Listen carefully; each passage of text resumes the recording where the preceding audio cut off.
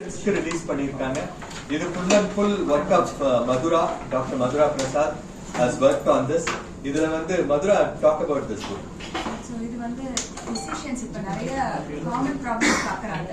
ஒவ்வொரு வாட்டியும் வந்து கேஸ்ட்ரோ கிட்ட ரெஃபர் பண்ண தேவையில்லை. அவங்களே வந்து ஒரு சில ப்ராப்ளம்ஸ் வந்து டீல் பண்ணலாம்.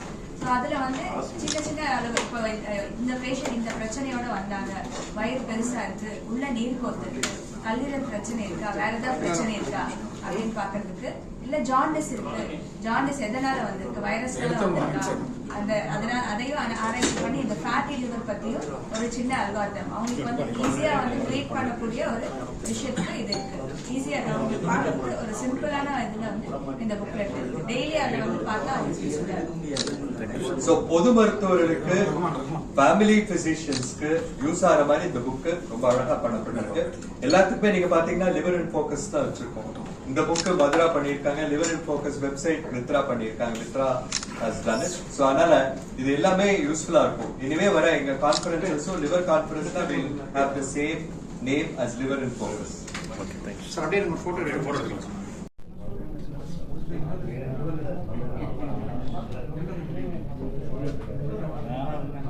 நண்பர்களே, நான் டாக்டர் விஜி மோகன் பிரசாத், சேர்மன் ஆஃப் விஜிஎம் மருத்துவமனை கோவை.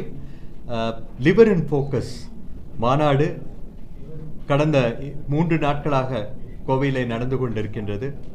முதல் 2 நாட்களில் இந்தியா முழுவதும் உள்ள கல்லீரல் நிபுணர்களும் இரைப்பை குடல் மருத்துவர்களும் கலந்து கொண்ட நிகழ்வு முதல் 2 நாட்களிலும், 3வது நாளில் குடும்ப பிசிஷியன்ஸ், ஃபேமிலி பிசிஷியன்ஸ், பொது மருத்துவர்கள், MD, general medicine, post graduate இவங்கெல்லாம் கலந்துட்டு இருக்கிற நிகழ்வு 3வது நாளாக நடந்து கொண்டிருக்கின்றது. இதில் வந்து 3 விஷயங்கள் நடத்தப்பட்டிருக்கின்றது.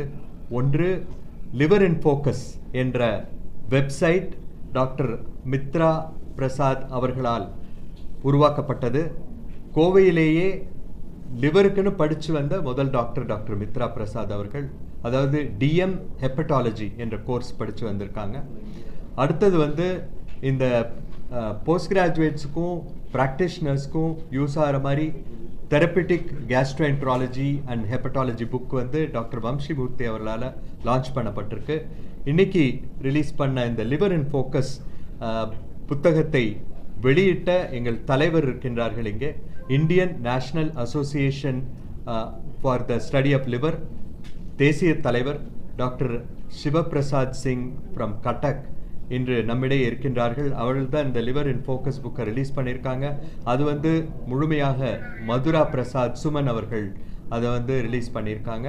ஸோ இந்த மாநாட்டின் வாயிலாக 2024ஆம் ஆண்டு உலகெங்கிலும் கல்லீரல் துறையிலே ஏற்பட்டிருக்கின்ற அனைத்து புதுமைகளையும் நமது மருத்துவர்களுக்கும் நமது மாணவர்களுக்கும் கொண்டு சேர்க்கக்கூடிய இந்த பணியை விஜிஎம் அறக்கட்டளை வாயிலாக விஜிஎம் மருத்துவமனை குழு இணைந்து ஏற்பாடு செய்திருக்கின்றது.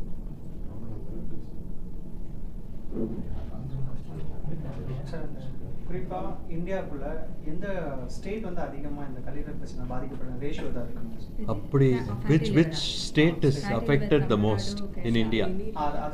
If it is alcohol, one state. If it is fatty liver, another state. Like that it varies. So you have any statistics? You want to say something? In the north you have more of alcoholic liver disease, but compared to what we had earlier, now alcoholic liver disease has become the number 1 disease in the entire country, in the whole of India. But it is more in the north, but still it is the number 1 disease in the rest of the country also.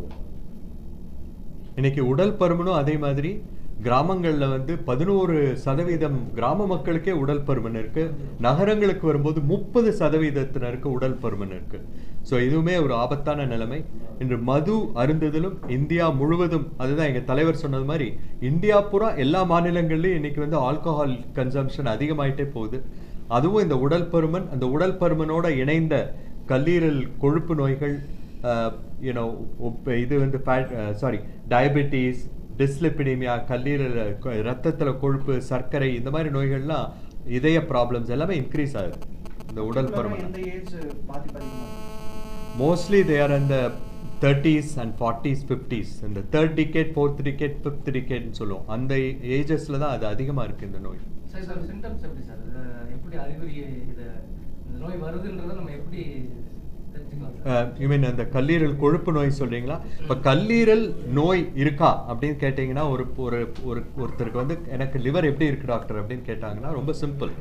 நம்ம நைட்டில் வந்து நல்லா தூக்கம் வருதா, நைட்டில் எழுந்து 2-3 வாட்டி urine போக வேண்டி இருக்கா, சுகர்னால இருக்கலாம், இல்லை யூரின் இன்ஃபெக்ஷனால ப்ராஸ்டேட்னால இருக்கலாம், அதை பற்றி இல்லை. அதெல்லாம் இல்லாமல் நான் நல்லா இருக்கேன் ஆனால் நைட்டில் 2-3 வாட்டி யூரின் போக வேண்டி வருது, வெளியூர் பயணம் பண்ணும்போது கால் வீக்கம் வருது.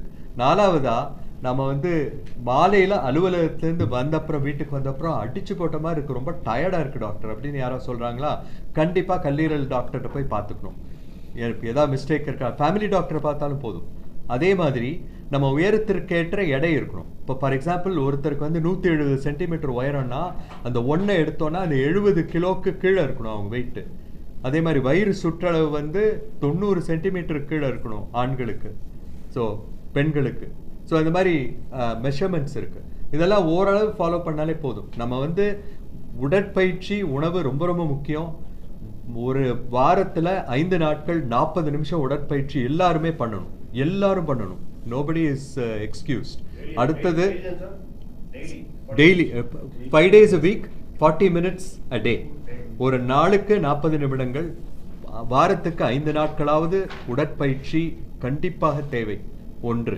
2வது நம்ம முன்னோர்கள் உட்கொண்ட மாதிரி எளிமையான உணவு உட்கொண்டால் நமக்கு வந்து நோயே வராது. இன்னைக்கு வந்து நம்ம வந்து இந்த சிறுதானியங்கள், காய்கறிகள், பால் இந்த மாதிரி உணவெல்லாம் விட்டுட்டு இன்னைக்கு பீட்சா, பர்கர், ஃபாஸ்ட் ஃபுட்ஸு தேவையில்லாமல் இன்னைக்கு வந்து எங்கேயாவது என்டர்டெயின்மெண்ட்னா நம்ம பார்க்குக்கு போகலாமா, பீச்சுக்கு போகலாமான்னு கேட்காம எந்த ஹோட்டலுக்கு போகலாம், என்ன சாப்பிட்லாங்கிறதா இப்போ என்டர்டெயின்மெண்ட்டாக இருக்குது. இதை வந்து பொதுமக்கள் அந்த விழிப்புணர்வு வந்து அது மாறலைன்னா இன்னைக்கு வந்து உலகத்திலேயே வந்து இந்தியா தான் டயபெட்டிக் கேபிட்டல், சர்க்கரை நோய்க்கு நாங்கள் கேபிட்டல்ங்கிறோம். அதுபோல் உடற்பருமன்லையும் 30% இந்தியர்கள் அந்த அர்பன் ஏரியா சிட்டிஸ்லலாம் இப்போ 30 பேருக்கு இந்த கல்லீரல் கொழுப்பு நோய் இருக்குது, மெட்டபாலிக் சிண்ட்ரோம் இருக்குது. இது வந்து ஆபத்தான நிலைமை. அவர்கள் ஆயுட்காலமே குறைஞ்சிரும். 2வது தலைவர் அவர்கள் சொன்னது போல் நிறைய பேர் ஹார்ட் அட்டாக்னால சாவாங்களே தவிர லிவர்னால சாகிறது இல்லை, அதுக்கு முன்னாலே ஹார்ட் அட்டாக் வந்துடும்.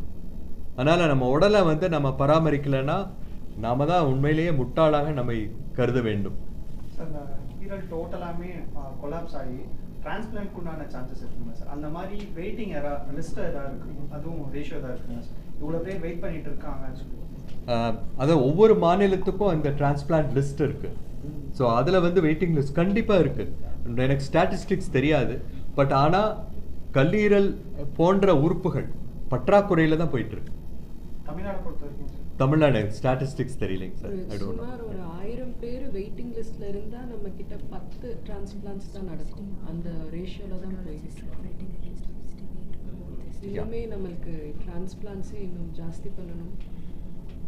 இது சார்ந்த அவேர்னஸ் பொதுமக்களுக்கு இல்லை அப்படின்னு சொன்னாங்க. Correct, absolutely. அது உங்களால தான் முடியும், ஊடகங்களாலையும் பத்திரிகையாளர்களால தான் கொண்டு சேர்த்த முடியும். நேற்று வந்து எல்லா கேஸ்ட்ரோஎன்ட்ராலஜிஸ்ட், ஹெப்படாலஜிஸ்ட், லிவர் ஸ்பெஷலிஸ்ட் எல்லாம் வந்து நின்று ஃபைட் அகேன்ஸ்ட் ஒபிசிட்டி, உடல் பருமனை தடுப்போம் அப்படின்னு எல்லாரும் கோஷம் எழுப்பியிருக்காங்க. we have recorded that and எல்லாருமே வந்து they have supported the marathon. August 11 run for the nation மேரத்தானில் உடல் பருமனை எதிர்த்து போராட வேண்டும்ங்கிறதா ஒரு மெயின் தீமாக வச்சு நாங்கள் பண்ணிட்டு இருக்கோம்.